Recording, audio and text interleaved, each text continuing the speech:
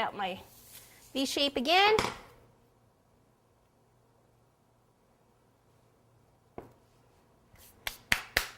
There we go. All righty.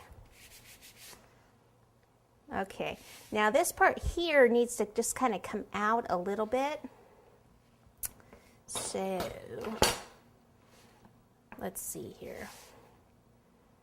Because it would come like this way. The crease would go this way. I'm wondering if I want to just ice it first. Sometimes it helps to actually look at a bag. So I need to come from here and come like out. And then I'll have to turn it this way and come out like that. See, like this would be the fold like in here.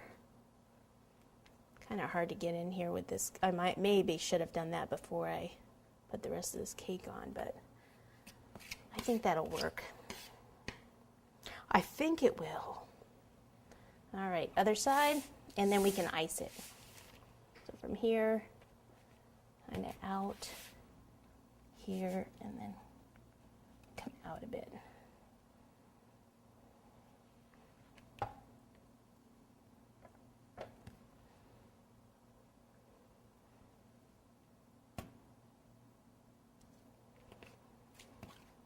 All right, let me clean this up and we can ice it.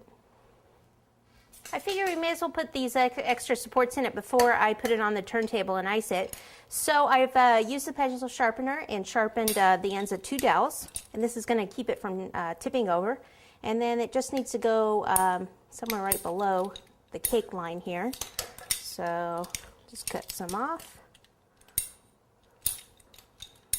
All right. And we'll just take this and pop this down in, and it needs to go through all the cardboard, so you need to use a little tack hammer or something like that. And you want to keep going until you feel it go into the bottom board. And that you can feel it actually hit like through the board onto the table.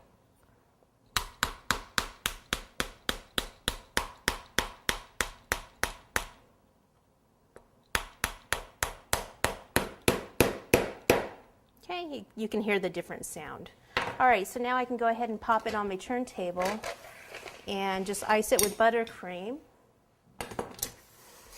This bag, you could actually do it in buttercream with fondant accents.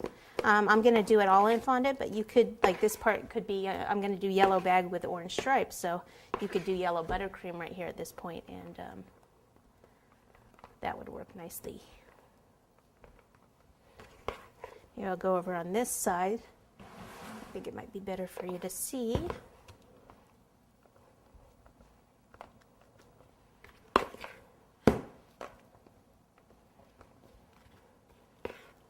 Now for the sides.